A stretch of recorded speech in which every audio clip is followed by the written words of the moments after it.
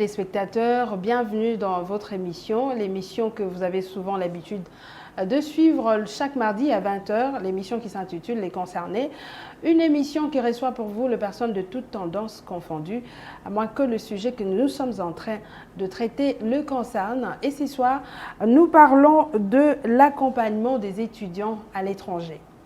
Et pour en parler, je reçois ce soir Monsieur Charles Kasereka, qui est représentant de la société Brand Business Consult. Je l'ai bien dit, Monsieur Charles? Tout à fait. Bonsoir et bienvenue dans notre mission. Bonsoir, madame. Et merci de répondre à notre invitation. Alors, nous parlons de l'accompagnement des étudiants à l'étranger. On en parle avec vous. À qui confier ces enfants? Est-ce qu'ils seront en sécurité là où ils seront? Ils seront logés comment? Qui va leur prendre en charge? On en parle avec M. Charles Kasereka. Alors, M. Charles Kasereka, Brand Business Consult, c'est quoi? Bien, madame, la Brand Business Consult, c'est une firme de droit allemand qui accompagne les étudiants sur le plan international, les étudiants étrangers vers l'Allemagne. On ne travaille pas seulement dans l'accompagnement des étudiants, mais la société est multisectorielle. Nous avons la consultance politique, la consultance économique, ainsi ces secteurs de l'accompagnement des étudiants étrangers vers l'Allemagne, parce que peut-être beaucoup ne le savent pas, et qu'en Allemagne, les études universitaires sont gratuites. Okay. Je le répète vraiment, je dis, en Allemagne, les études universitaires sont gratuites. C'est comme la gratuité de l'enseignement en RDC. Exactement, exactement. Et maintenant, nous sommes dans le niveau universitaire. Je suis sûr qu'avec la vision de chef de l'État, la gratuité au niveau de l'école primaire, ça pourra continuer peut-être au niveau de l'école secondaire, et plus tard, parler au moins de bourses au niveau des universités. Et ça peut être un soulagement pour l'univers des étudiants, pour l'univers des études universitaires au Congo. D'accord. Ah, ça fait combien de temps que vous accompagnez les étudiants étrangers? Nous avançons selon les années scolaires. Okay. L'année en cours, donc 2021-2022, ça sera pour nous une 4e promotion selon les écoles que nous fréquentons. Parce que le projet est dans les écoles.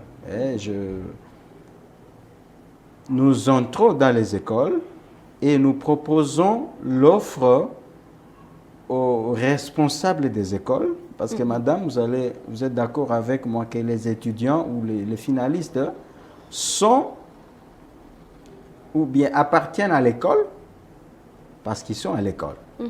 Et après les examens d'État, chacun va dans sa famille, chacun mène sa vie.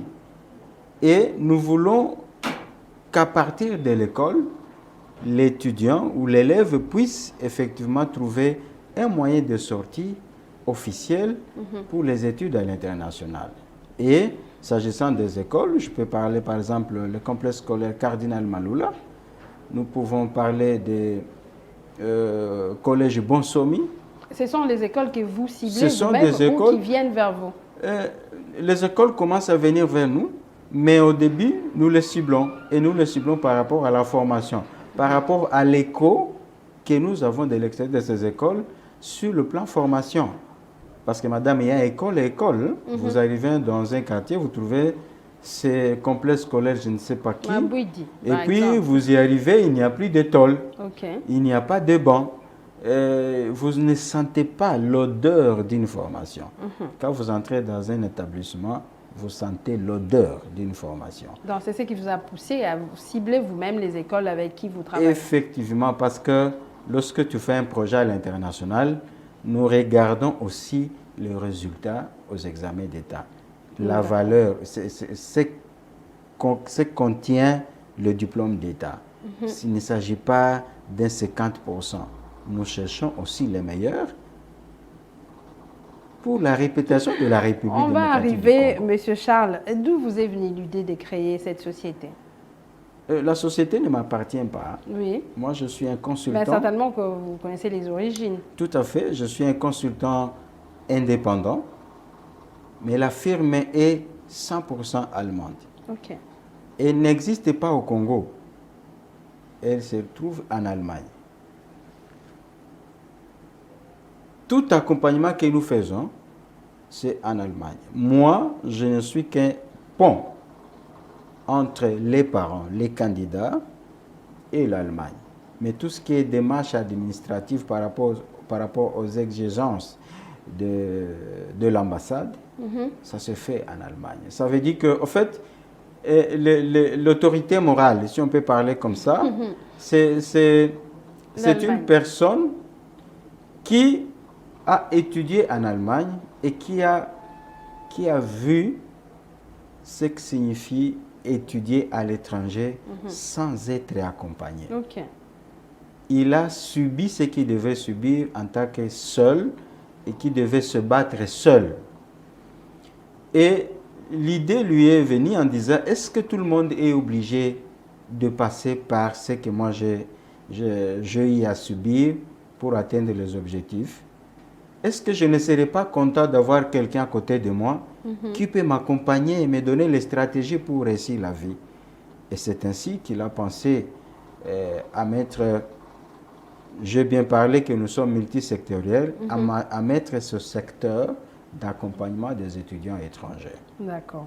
Alors, Monsieur Charles, qu'est-ce que vous faites concrètement? Comment est-ce qu'on doit vous approcher et qu'est-ce qui se passe autour de tout ça là? Bon, m'approcher, c'est simple. Je suis joignable à un numéro qui existe.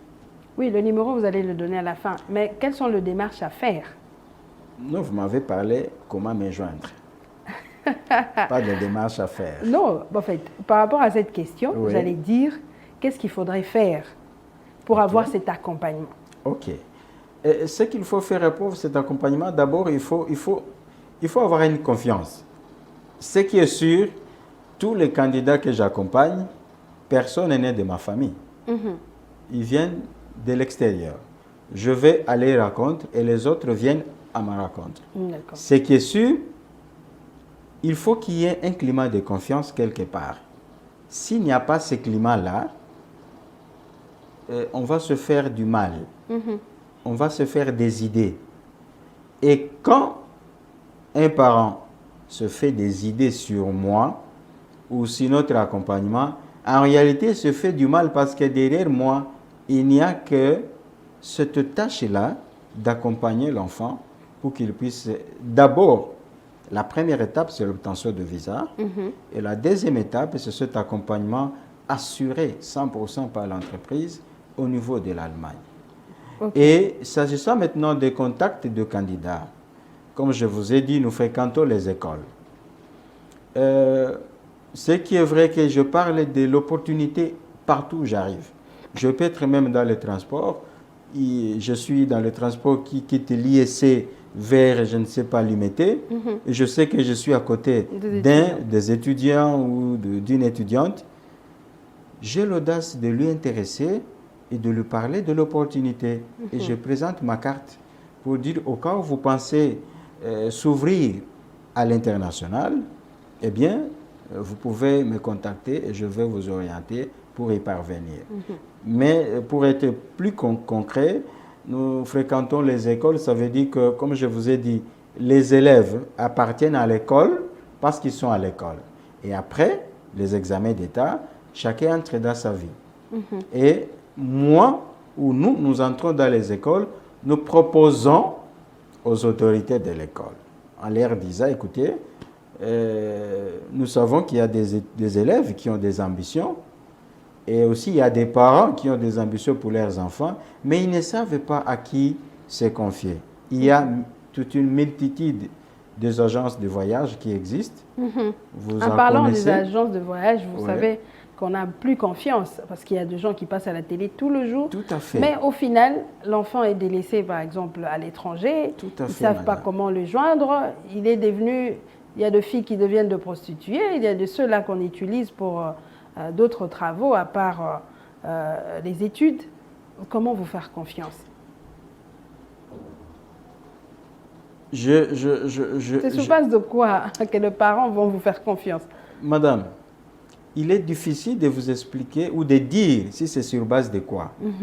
Mais lorsque je me présente devant un candidat et je parle de ce que nous faisons, un parent sérieux, un parent sérieux fera confiance. Ok. Un parent sérieux. Regarde, lorsque j'entre dans les écoles, je parle aux finalistes. Le finaliste intéressé peut s'enregistrer au secrétariat de l'école.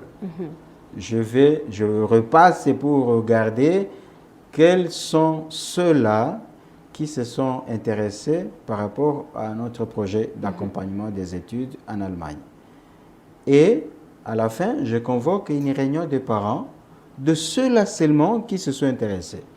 Et je dis aux parents ce que je peux faire pour accompagner leur enfant pour arriver à atteindre l'objectif qui est les études en Allemagne, les études universitaires et qui sont gratuites. Il peut arriver par exemple dans une école, il y a par exemple demain, j'ai la réunion des parents de finalistes de complexe scolaire Eli Kianjili. Dans la salle, les opportunités ou bien les volontaires sont au nombre de 120 finalistes. Ils veulent.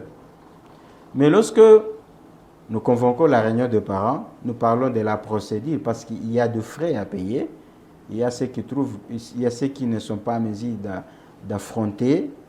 Il y a ceux qui se sentent dans la mesure du possible qu'ils peuvent commencer la procédure. Et je dis aux parents, mes chers parents, fais-moi confiance. Ok? Mais confiance. Aussi, nous avons déjà, je vous ai parlé que c'est la 4e promotion. Okay. Ça veut dire qu'il y a les échos. Mais avant que nous arrivions à la 4e promotion, madame, il y avait la première promotion. D'accord. Il y a au moins une personne qui a commencé et qui nous a fait confiance. En parlant de procédure, oui. On commence par quoi? La procédure commence simplement par un formulaire de demande. Mais qui peut compléter son formulaire n'est que quelqu'un qui postule pour les études universitaires. Vous ne pouvez pas être à 4e année secondaire. Et ici maintenant, on parle aujourd'hui de première année dans la nouvelle nomenclature et compléter le formulaire pour les études universitaires. Non.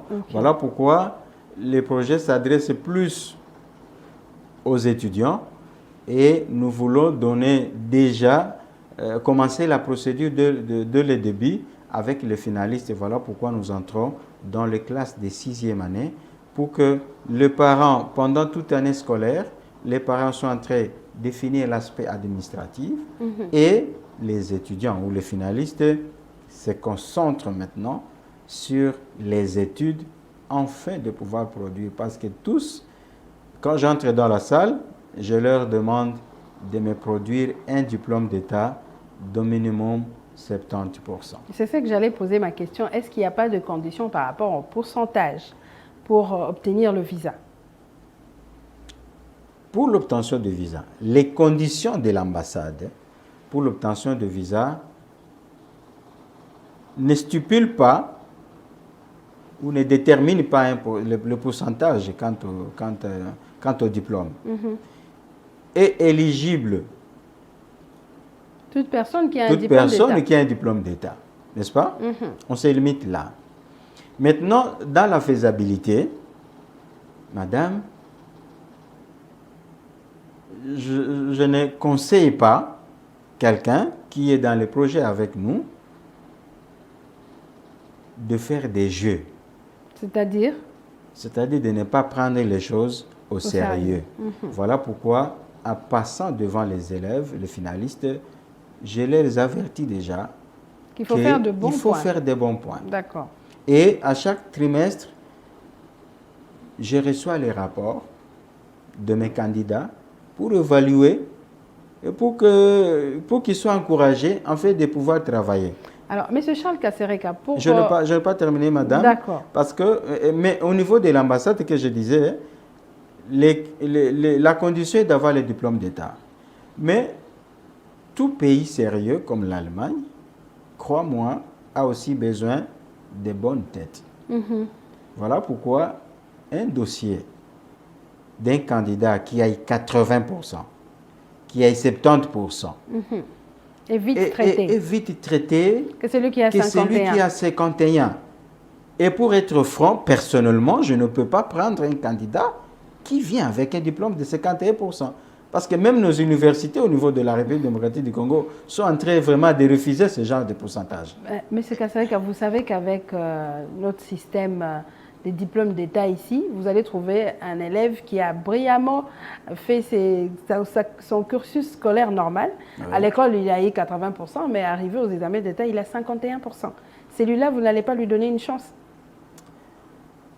Je pense que ça arrive rarement. Pour un enfant... Il n'a pas le droit de faire ses études ailleurs. Non, non. Et pour un enfant qui étudie sérieusement, qui fait 70% en classe, madame, à moins qu'il y ait, je ne sais pas quel genre de malchance dans la vie. Mais ça arrive. Pour qu'il arrive, à 51 à l'examen. J'ai vu de gens une personne qui était première de sa classe, mais aux examens d'État, il a 51%. OK. Par expérience, tous ceux qui ont de moins de pourcentage, par exemple 60%, 58%, 57%, il arrive à ce que lorsqu'il introduit le dossier à l'ambassade, ce sont des personnes qu'il faut beaucoup coacher. Parce qu'il faut qu'ils montrent à l'ambassade que les points que j'ai aux examens d'État n'ont rien à faire avec mon intelligence. Peut-être ce jour-là, il avait la fièvre, peut-être il n'était pas dans les conditions pour passer l'épreuve. Voilà pourquoi, à un certain temps, et ça s'est déjà répété plusieurs fois, lorsqu'un candidat arrive à l'ambassade, il fait sa demande, il a moins de 60, l'ambassade finit par lui demander le bulletin de la 6e année. Okay. C'est pour comparer. Pour vérifier. Est-ce que ce point ici des examens d'État comparativement aux points obtenus en classe, est-ce qu'il y a une corrélation? Est-ce que vraiment... Et ils vont voir, dans la classe, ils travaillaient, et aux examens d'État, il n'a pas vraiment, il n'a pas satisfait, il n'a pas fait de bons points. Et vous allez voir aussi les candidats eux-mêmes qui sont avec nous, lorsqu'ils n'atteignent pas ce seuil de 70%, ils sont frustrés. Ils sont frustrés. Mais il y a eu déjà des gens qui ont obtenu moins de 70% qui sont partis. Oui, il y en a. D'ailleurs, le 26 de ce mois, il y a un candidat qui est de collège Bonsomi, qui voyageait pour l'Allemagne et qui avait réussi avec 58%. D'accord. Okay? Mais ça ne peut pas faire notre fierté. Ça ne peut pas continuer comme ça. Tu vois, parce qu'il y a l'autre qui a eu le refus à cause de ce point. L'autre a eu un refus à cause de 58%. Parce que l'ambassade de l'Allemagne, lorsqu'il te refuse le visa, il te donne en même temps la lettre de refus. Okay. Et dans cette lettre, on donne les raisons. Et parmi les raisons pour ce candidat-là, il y avait ce pourcentage, le 58%. D'accord. Après avoir traité les dossiers administratifs, tout ça, vous avez dit que c'était la première étape. La deuxième, c'est quoi? Non, il y a plusieurs étapes. Moi, je voudrais qu'on arrive à l'étape de l'ambassade. Les questions, oui. En fait, l'interview que l'étudiant doit faire, oui. C'est préparé en amont ou comment? Bien sûr, madame. Personne ne peut passer une évaluation sans une préparation. Donc, vous avez déjà des questions que l'ambassade pose ou comment? Ça s'est fait comment? Madame, toute ambassade te demandera qu'est-ce que tu veux aller faire chez lui. Qu'est-ce que tu veux aller faire dans ce pays-là? Ça n'a rien à faire avec l'Allemagne. Même si tu veux aller à Brazza, si l'ambassade te convoque, il va te poser la question pourquoi tu veux aller à Brazza. N'est-ce pas? Alors, ce sont des questions et par expérience, parce que chaque fois qu'il y a un candidat qui passe son interview, je suis dehors. Je suis à l'ambassade. Vous ne l'accompagnez pas jusqu'à... Je l'accompagne jusqu'à l'ambassade. Même pas avec l'interview? Non. Vous n'êtes pas à ses côtés? Non, non. Je l'accompagne jusqu'à l'ambassade. Madame, même si un candidat prend toute les voitures de Kinshasa, toute sa famille est restreinte et élargie, et dit, bon voilà, accompagnement, je vais passer mon interview à l'ambassade, crois-moi, à l'arrivée, tout ce monde-là vont rester dehors, le candidat va entrer seul, en train de passer son interview. Mais moi, je suis dehors, j'attends qu'il termine. Ça prend 1h, 1h30. Et quand il sort, je lui pose la question, quelles sont les questions qui ont été posées? Pour un consultant intelligent, vous êtes déjà au courant des questions. Pour un consultant intelligent, ça veut dire que je suis à mesure de constituer toute une batterie de questions par rapport aux différentes promotions qui sont passées. Voilà pourquoi ceux qui sont avec moi aujourd'hui, derrière moi, il y a mademoiselle Kongolo qui vient de l'école complexe scolaire Maloula. Il y a Bissimois au milieu, le Bogar, qui vient de l'Estonac Mobokoli à Selembao. Il y a mademoiselle Touba Victoire qui vient du Grand Nord, qui vient de Boutembo. À l'Institut Monseigneur Catholique. Les étudiants, en fait, les élèves, parce qu'ils sont encore élèves, les étudiants, on peut dire ça, pas seulement de Kinshasa, mais de la République, à travers la République. De la République. Il n'y a pas longtemps, il y a l'autre qui est venu du site Kivu pour venir déposer son dossier. On peut commencer le dossier en distance, mais lorsque le moment arrive de faire un dépôt de dossier à l'ambassade, le candidat doit être, parce que le dépôt est physique. Ok. Alors pour ceux candidats qui viennent de partout, d'ailleurs, vous avez un logement assuré ici. Est-ce qu'ils n'ont pas de la famille ici? Cet aspect-là ne nous concerne pas. Ça veut dire que lorsqu'un parent, il est loin de Kinshasa, il est dans d'autres provinces, et qu'il veut entamer les démarches, il sait qu'à un certain moment, son enfant viendra à Kinshasa. Il est censé prendre des dispositions quant à son séjour à Kinshasa. D'accord. Voilà. Alors, M. Kasereka, combien d'étudiants avez-vous déjà réussi à faire sortir du pays depuis que vous avez commencé? Est-ce que vous avez la question de nombre, normalement, je n'aime pas répondre à cette question parce que ça sera purement marketeur. Et qu'est-ce qui prouve que j'ai du vrai? Voilà. Alors, ça veut dire que là, je peux dire, écoutez, nous avons déjà envoyé 100 candidats. Quelles sont les preuves? Nous avons déjà envoyé 50. Quelles sont les preuves? Nous avons envoyé 2. Parce qu'il n'y a que des documents qui prouvent que la personne va voyager. C'est son billet et son passeport. D'accord. Et tous ces 2 éléments-là, le candidat part avec. Ok. Je ne reste avec... même si quelqu'un peut arriver et dire non, ok, vous avez un bureau, oui, nous voulons voir le nombre de visas. Je fais les photos de ma famille, non? Je me voilà, celui-ci est déjà parti, celui-ci est déjà parti. Il n'y a pas de preuves. Voilà pourquoi je demande à ce que la personne puisse seulement me faire confiance. Parce que dire le nombre, franchement, quelqu'un qui veut venir parce qu'il a attendu les chiffres par rapport à la réussite, ça veut dire que celui-là, un jour, il ne réussira pas. Il faut aller là où tu penses qu'on va t'aider. D'accord. Par rapport aux démarches là, il y a le billet y compris ou vous arrêtez juste à l'ambassade quand la personne a son visa et puis voilà? Nous ne sommes pas une agence de voyage. Ok. Vous ne faites que l'accompagnement. Une société d'accompagnement. Madame, ça doit être clair. Très clair. Quelqu'un qui a besoin d'une agence de voyage qui ne vienne pas.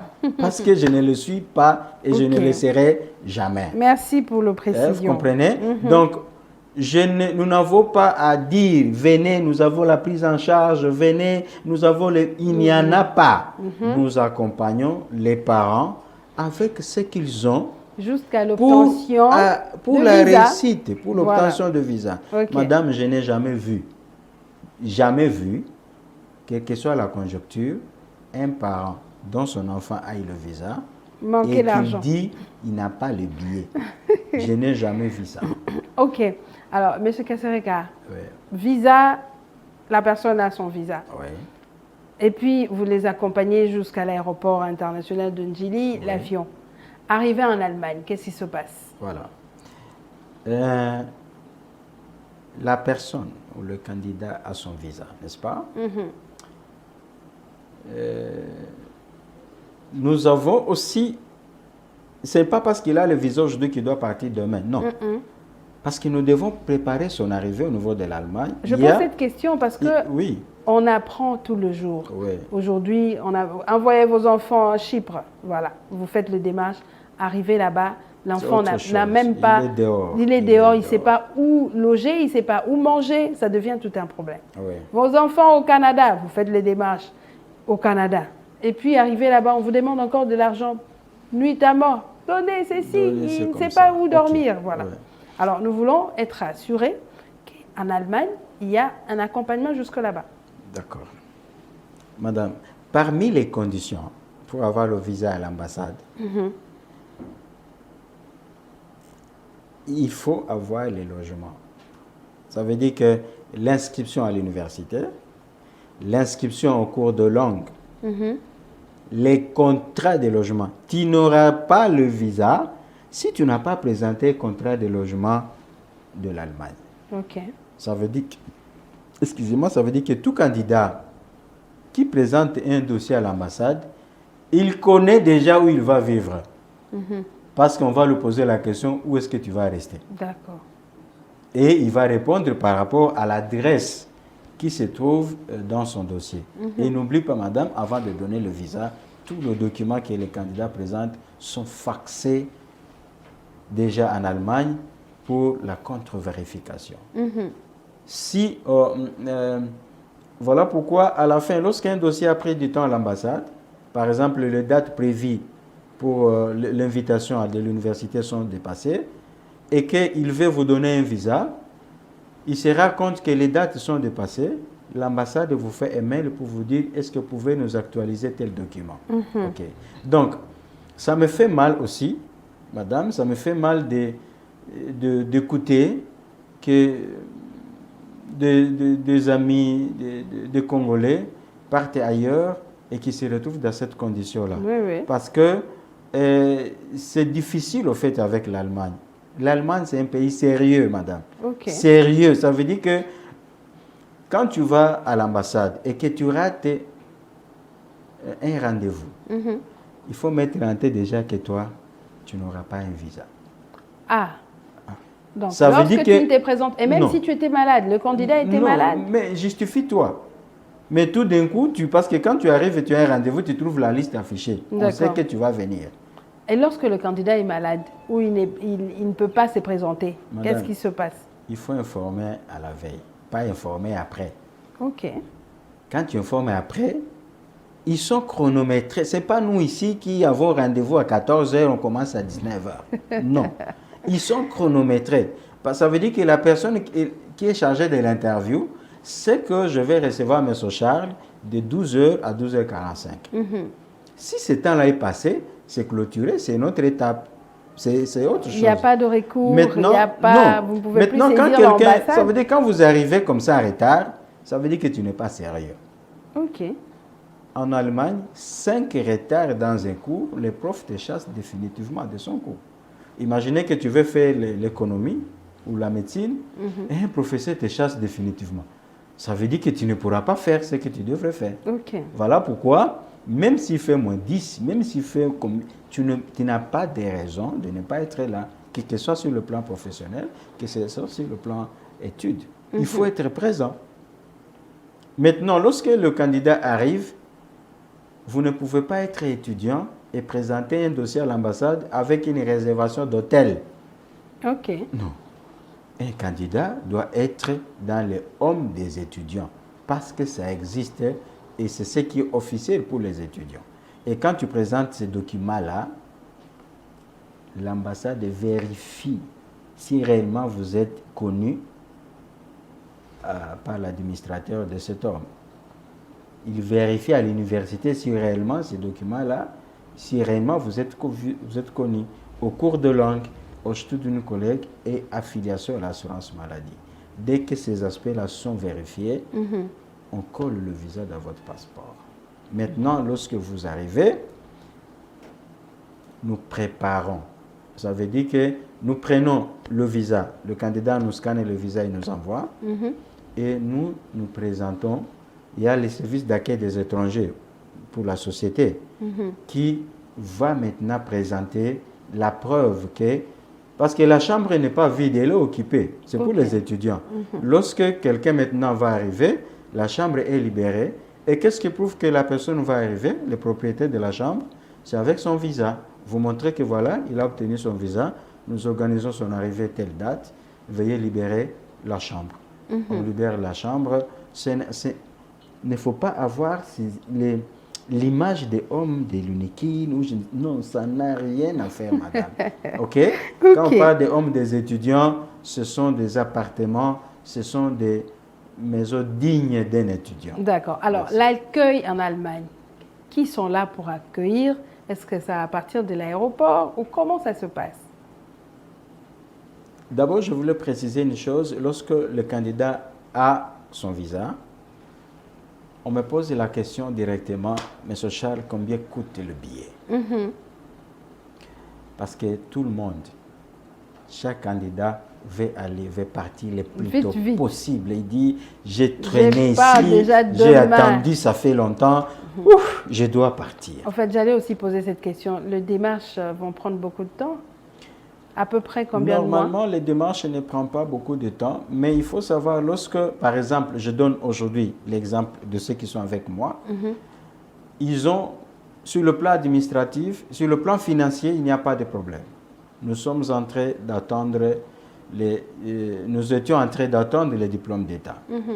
Heureusement ici, je profite de l'occasion pour saluer l'innovation qu'a fait le ministère de l'EPST à travers le site internet, mais l'accès rapide à l'attestation des réussites à travers les opérateurs de communication. Mais il y a ça c'est déjà acquis, ça c'est bon, et je pense qu'il faut continuer comme ça. Deuxième aspect, c'est qu'il y a un document qu'on appelle les relevés des notes des examens d'État.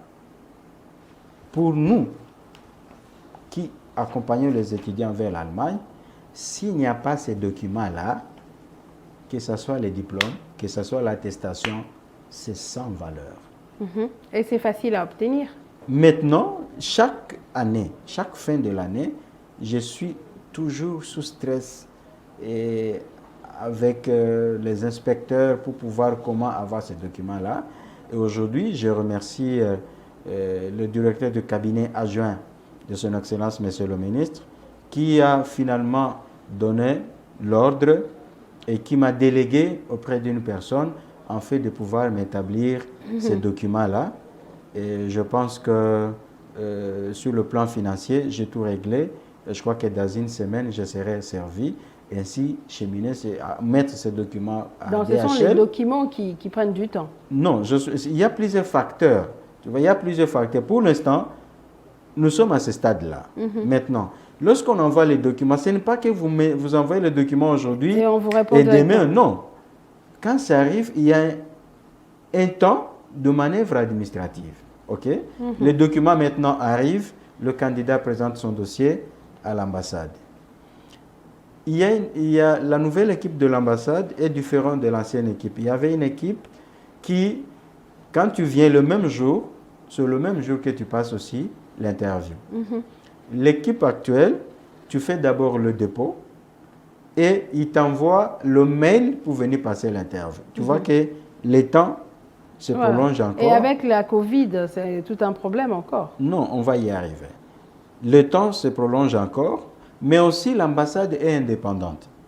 Quand vous déposez le dossier, vous ne pouvez pas commencer à chaque fois venir dire c'est comment. Non, non. Parce qu'il y a un document. Appeler. Allô, non, on n'appelle pas. Et il y a un document où c'est écrit l'ambassade prend maximum 3 mois pour le traitement des dossiers. C'est officiel. Maintenant, toi, tu as déposé après une semaine, tu commences à appeler. Mais l'ambassade aussi peut t'appeler après une semaine, après 2 mois, après... Ça peut aussi prendre après 3 ou 4 mois. Ça peut aussi prendre après 4 mois, après 3 mois. Tout dépend des traitements des dossiers. Et à ce stade-là, et les parents, et nous, et le candidat, nous tous, nous savons que le dossier est à l'ambassade. Si tu vas demander, on va te dire, le dossier est en cours de traitement. Et cette réponse, tu peux l'avoir plusieurs fois et il ne prendra la décision que quand ça sera nécessaire. D'accord. Et ce sont là les contraintes qui peuvent faire à ce que le dossier traîne. Mais néanmoins, nous avons constaté pour ceux qui ont des points, des pourcentages élevés, par exemple 80%, crois-moi madame, ce genre de dossiers ne traînent pas à l'ambassade. D'accord. Donc, on peut prendre au maximum 3-4 mois pour attendre. Après les examens d'État. Après les examens d'État. Ok. Alors, pour ces personnes-là qui ont déjà eu leur diplôme d'État il y a 3-4 ans, ceux-là, vous ne le prenez pas en charge? Nous prenons tous les étudiants. Ok. Nous prenons tous les étudiants, mais si nous nous intéressons aux finalistes, parce qu'ils sont encore au début. Le dossier va vite ou comment avec eux? Non, ça veut dire qu'il ne faut pas perdre du temps. Regardez par exemple, vous avez payé 2 ans de l'université au Congo et à la fin vous tombez sur la Brown Business Consult, vous commencez les démarches, les 2 ans tombent dans l'eau, n'est-ce pas? Alors que si vous présentez un projet aux parents, au lieu d'aller payer, parce que le temps là, ils n'auront même pas terminé une année académique avant d'obtenir leur visa. Ainsi, l'argent que vous pouvez dépenser pour le paiement de frais académiques au niveau local, vous pouvez l'affecter pour ces démarches administratives. Mais nous avons étudié à toute tendance. Nous avons aussi ceux qui font le master, nous avons même des doctorats. D'accord. Mais ceux qui ont déjà eu les diplômes, qui sont à l'université, les démarches ne traînent pas. Ne traînent pas parce que dès qu'on lui dit envoie les documents, il a déjà tout. Il a déjà le relevé des notes de l'université, il a déjà eu son diplôme, ça part, il finit, ça ne traîne vraiment pas. D'accord. Mais lorsque ça traîne, ça veut dire quelque chose qui ne va pas dans son dossier. Je donne un exemple. Il y a un candidat qui présente un passeport avec son adresse physique, mais il ne met pas le numéro de sa maison. Ok. Je suis sur l'avenue... Tel numéro 10. Il ne dit pas, je suis sur l'avenue Wenge, quartier Rigini, commune de Lemba. Il n'y a pas de numéro. Quand ça arrive de l'autre côté, il dit, c'est pas possible. Ça, c'est quelle administration où il n'y a pas un numéro? On nous appelle. Le dossier est déjà avancé. Mais cet aspect-là freine. Ça veut dire que la personne ici doit refaire le passeport. Waouh. Et quand il refait le passeport, ça veut dire que la procédure est comptée à 0. Tout commence encore à repartir au point 0.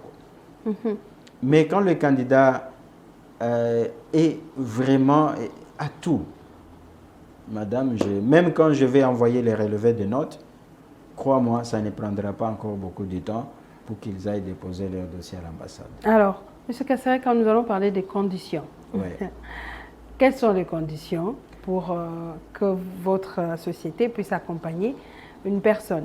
Il faudra disponibiliser à peu près de combien? Parce qu'avec les agences de voyage aujourd'hui, ils vous disent non, il faut amener 2000 francs. Je donne l'exemple. 2000 francs, on prend en charge tout ça, on fait ceci, on fait cela. Vous venez avec le 2000 francs, vous donnez. Après quelques jours, on vous appelle, il faudra ajouter 500 francs. Vous venez avec les 500 francs. Après on vous dit encore, il faudra ajouter les 1500. On vous a dit que les démarches vont faire 2000, mais à la fin, vous vous retrouvez avec 10 500 francs congolais. Tout à fait. Bon, chez vous, comment ça se passe? Madame, je ne suis pas là pour donner les chiffres Non, on ne par donne rapport à pas ça, le chiffre. Ok. mais par rapport à la procédure, étape numéro 1, il faut avoir le formulaire de demande, n'est-ce pas? Ça se paye, n'est-ce pas? Étape numéro 2, il faut payer la préétude. Ça veut dire que je ne peux pas venir dire, madame, votre enfant... Mais vous avez dit que les études sont gratuites. Les études sont gratuites, mais pas les démarches. Ça va? Vous avez dit le pré-étude, ça veut dire quoi ça? Non, la préétude, c'est quoi? C'est nous qui faisons c'est la société. Ah, ça veut d'accord. dire que le candidat a rempli son formulaire, on a envoyé sa demande en Allemagne via la société. La société, l'expert chargé de son projet au niveau de l'Allemagne, élabore une fiche technique qu'il envoie dans des universités selon l'option qu'il a mis dans son formulaire. OK? Et à ce stade-là, il y a d'autres candidats qui sont sur place, qui attendent. Toi, on a postulé, mais tu es de la République démocratique du Congo. Ça veut dire que si on ne fait pas la suivi de ces dossiers-là, tu n'as aucune chance d'être retenu. D'accord. Il quitte son bureau pour aller circuler dans ses facultés et dire, écoutez, nous avons postulé pour un ou une candidate de la République démocratique du Congo. Veuillez nous répondre si c'est bon ou ce n'est pas bon, parce que nous aussi, nous avons le devoir de pouvoir répondre à la dame ou au candidat en général. OK? Et lorsque c'est bon, nous sommes à 80% de chances parce qu'on postule dans plusieurs universités pour maximiser la chance du candidat. Et à la fin, il reçoit la réponse à la préétude, les résultats de la préétude en disant « Monsieur ou Madame, félicitations, vous avez été admis, votre dossier est passé. C'est un document de 17 pages où on lui donne maintenant même les noms des universités qui ont accepté sa demande, mais aussi on lui demande d'envoyer maintenant son dossier. Parce que beaucoup veulent venir avec déjà leur dossier, diplôme d'État. Non, non. Je dis, moi, je ne prends pas ça. Je ne peux que prendre ton dossier lorsque nous sommes sûrs que ça va entrer dans telle ou telle université. Et ce n'est pas moi qui envoie, c'est le candidat par DHL. Évidemment, je peux rendre service en prenant l'argent et les dossiers pour pouvoir l'aider à le faire, mais ce n'est vraiment pas ma tâche. Et quand les dossiers arrivent, eh bien, nous commençons les démarches. Mais parmi les conditions maintenant, pour obtenir le visa à l'ambassade, il y a une liste de documents à présenter, madame. Et parmi les documents à présenter, il y a l'inscription à l'université en Allemagne, les contrats de logement en Allemagne, l'inscription au cours de langue en Allemagne. Qu'il faut payer. Écoute-moi bien. Et puis il y a comment on appelle ça, l'affiliation à l'assurance maladie. À la fin du document, il y a une facture qu'on présente maintenant aux tuteurs, aux parents, pour dire, écoutez, administrativement et financièrement, il faut ça pour que nous puissions obtenir ça. C'est lorsqu'ils payent qu'effectivement, nous nous mettons en service et ils reçoivent ces documents. Mais aussi, ça c'est la première étape qui ne nous concerne que nous. Deuxième étape, la plus grande deuxième étape, c'est au niveau de l'ambassade où on demande de la caution. D'accord. Ça veut dire que le candidat a un preneur en charge. Ce papa ou ce maman ou ses cousins, je ne sais pas qui. Mais l'ambassade veut savoir s'il est à mesure d'assurer la première année du candidat. D'accord. Les études universitaires sont gratuites, n'est-ce pas? Mais la première année, l'Allemagne vous donne maximum 2 semestres pour satisfaire au cours de langue. Et la langue officielle, c'est l'allemand. Ça se paye. Cette étape-là, les cours de langue, vous voyez pourquoi j'ai posé cette question. OK. Les cours de langue se payent. Tout ce que je suis en train de dire ici, je le dis aux parents. Ça veut dire qu'il n'y a aucun parent qui peut dire non, il ne sait pas. Tout parent qui s'engage avec nous, il sait où il commence et où il va terminer. Il connaît toute cette histoire de la caution, ainsi de suite. Donc, ce n'est pas en cachette, non. D'accord. Et si vous entrez dans le site de l'ambassade... Même en Allemagne, là-bas, vous n'allez plus appeler, le candidat est déjà là-bas, il appelle « Papa, ici, on a demandé de l'argent pour payer encore ceci ». En tout cas, je ne crois pas s'il y a un parent qui a envoyé un enfant, l'argent à son enfant.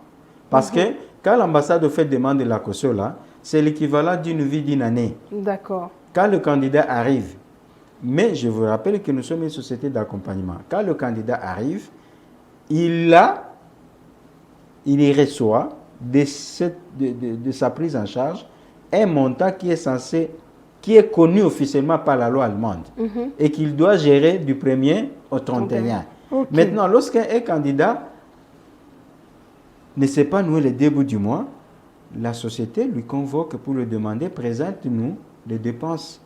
Parce que tu n'as plus à appeler au Congo qu'on puisse t'envoyer l'argent.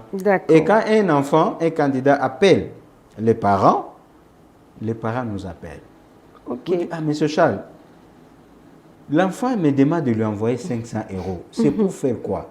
J'ai dit, ok, attendez papa, je vais me renseigner. Moi aussi, j'appelle la direction générale pour dire, écoutez, le candidat tel étudiant est en train de déranger ses parents pour l'argent. D'accord. Alors, monsieur Charles, nous sommes arrivés presque à la fin, nous sommes en train de chuter. C'est pas vrai. Mais oui. Non, Quelles sont les difficultés que vous rencontrez dans tout ce que vous faites là? Et les difficultés que nous rencontrons, c'est lorsqu'un parent commence à perdre la confiance. Ça me fait extrêmement mal. Lorsque il y a certains parents qui débordent peut-être dans le langage. Peut-être pas parce qu'il veut me blesser, peut-être parce qu'il veut réclamer quelque chose. Et moi, peut-être je le comprends peut-être mal. Nous sommes des humains. Je ne suis pas saint. Non. Ça veut dire que j'ai aussi des limites. Mais lorsqu'un parent... Il y a aussi les parents, par exemple, il a déjà fait 2 fois l'Europe ou 3 fois. Et lorsque je donne mes orientations, il dit non, écoutez, ça ne se passe pas comme ça. Moi, j'ai déjà été en Europe, voilà. Je dis, est-ce que tu as déjà été en Allemagne? Il dit non, je n'ai pas encore été en Allemagne. Alors, laisse-toi guider pour que nous puissions arriver au résultat. Alors, lorsqu'il y a refus d'un candidat, qu'est-ce que vous faites? Vous remboursez l'argent? Vous faites quoi? Non, on ne rembourse pas l'argent. Parce que dans les documents, parce qu'avant de commencer la procédure, il y a le mandat que nous signons, que le parent signe et le candidat, qui prouve que l'argent payé n'est pas remboursable. N'est-ce pas? Parce que vous faites un effort. Écoute, si vous allez à l'ambassade avec les documents que nous avons cherchés, eh bien, écoutez, nous n'allons pas, si tu as un refus, c'est parce que tu n'as pas bien répondu. Ça n'a rien à faire avec les documents. Okay? Mais dans le frais que le parent paye, il y a le frais qu'on appelle le frais de l'assurance justice. Quand l'ambassade te refuse le visa, il te donne aussi la lettre dans laquelle il mentionne les raisons de ce refus-là. Et il te dit, tu peux introduire un recours. Évidemment, le refus est purement juridique. Et les recours, maintenant, nous les prenons parce que nous avons toute une batterie des avocats derrière nos candidats. Et l'avocat écrit un recours au nom du candidat et il va déposer à l'ambassade. Le négatif change en positif. Okay. Pour l'instant, en tout cas, nous avons eu des refus, mais nous n'avons aucun candidat qui est au pays parce qu'il a un refus. Ça finit toujours par devenir positif. Merci beaucoup, M. Charles Kasereka, d'avoir répondu à notre invitation. Alors, un dernier mot et puis en clôture. Le dernier mot que je vais dire à tous les parents, à tous les étudiants, à tous ceux qui ont des ambitions, faites-nous confiance. Chers parents, vous avez des enfants qui sont maintenant à 6e année. C'est le moment de prendre contact et commencer la procédure. Je suis facilement joignable sur WhatsApp au 085 062 69 48. Et chaque mardi, je suis en audience à l'Imité Plaza pour recevoir les parents qui désiraient me rencontrer pour savoir plus sur la procédure. D'accord. Fidèles téléspectateurs, nous sommes arrivés à la fin de cette émission. Nous avons parlé de l'accompagnement des étudiants à l'étranger pour raison d'études. Et nous avons reçu pour vous M. Charles Kasereka, qui est le représentant de la société Brain Business Consult. J'ai bien parlé. Oui. Alors, il a dit tout ce qu'il a dit, vous avez suivi avec attention. Si vous voulez que votre fils ou votre fille puisse aller étudier en Allemagne, je précise, alors il faudrait bien le contacter pour plus de précision. On se retrouve très prochainement avec un autre numéro. Merci à mon équipe technique, Lazik Makoukoula. Coup de chapeau à toi. Bye.